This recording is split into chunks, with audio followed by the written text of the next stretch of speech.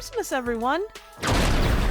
Apologies about the lightning. I exclaimed by the power of Grayskull one time, and now it's trying to turn me into a master of the universe. I don't want fur undies. Hey, it matches my scarf. Fur undies for everybody! This is 1985's He-Man and She-Ra, a Christmas special. On Eternia, King Randor and Earthborn Queen Marlena front-load all kinds of exposition, including the fact that Adam and Adora have the curse of Christmas-time birthdays. Randor doesn't understand Christmas, and Marlena describes it as a very special Earth holiday. So insightful. Ever mischievous Orko causes shenanigans, and something tells me I'm in big trouble. He flies like a drunken reindeer, interrupting the title sequence. Skeletor takes note of the rogue ship with very inspirational words for his crew. Get that ship before it escapes, or I'll put both your heads in orbit! Prince Adam jumps into action in a sequence that still gives me goosebumps. By the power of Grayskull!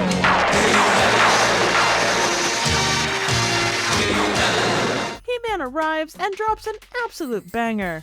These claws need a manicure. Skeletor must be feeling a tad kinky because he wraps up He-Man in force belts. Luckily, She-Ra breaks him free of the bondage. Orko ends up going to ludicrous speed! Ludicrous speed. And lands on Earth, where he saves a set of kids from an ill-timed avalanche. The kids explain Christmas. A long, long time ago. And we're gonna be here for a while. And the three wise men followed the star until they finally reached Bethlehem. Orko looks a little confused as he tries to connect the stories of Santa and the Nativity, but he's totally down for presents. But what about the gifts? You said there were gifts at Christmas. Back in Eternia, She-Ra must track down a crystal that will bring Orko back from her home planet of Etheria. There's another moment that still gives me chills. For the honor of Grayskull!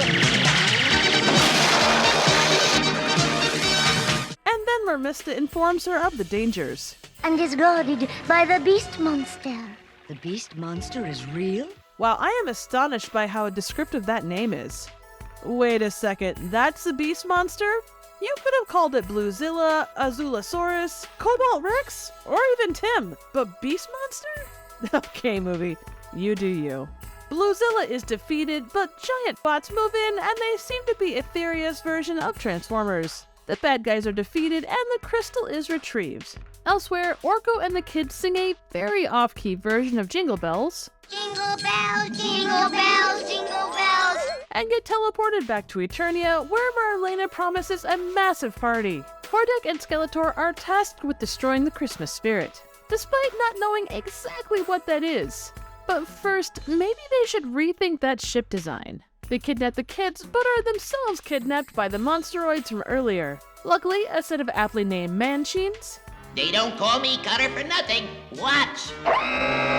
And they don't call him Zipper for nothing. Rescue them.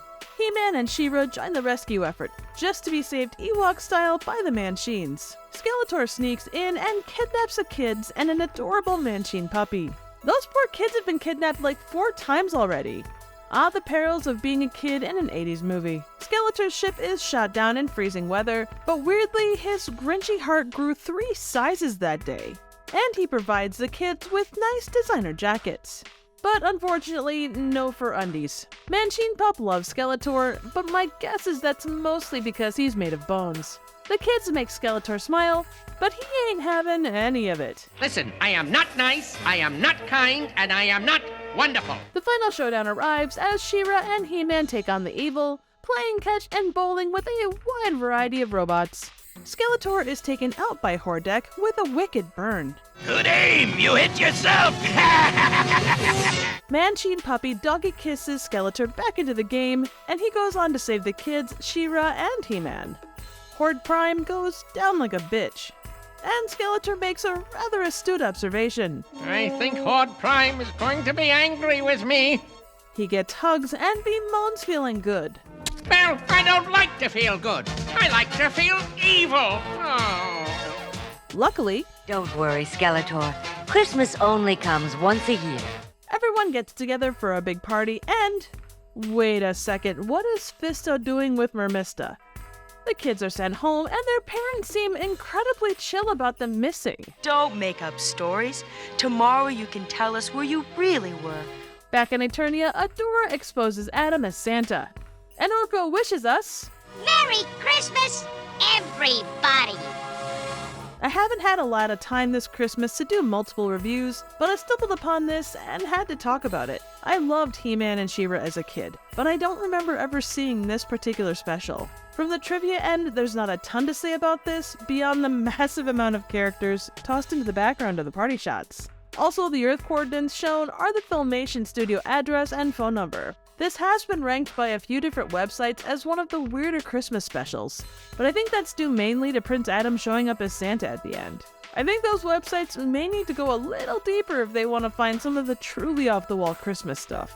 Overall, it's a nice balance of the two shows, and the animation is relatively consistent with what the regular series looked like, which you can take as you will. It stepped way too much into what was probably an hour special, but 80s cartoons aren't known to go for less than that in most cases. If you have a love of He-Man and She-Ra, or are just curious about interesting 80s Christmas cartoons, this is a fun one-off for the season, and it's relatively easy to come by. By the power of Grayskull, it's worth a watch! Not again. So what do you think? Suggestions for movies, trivial questions, comments, ratings, and for undies for all the folks on my Christmas list would be appreciated. Thank you so very much for watching.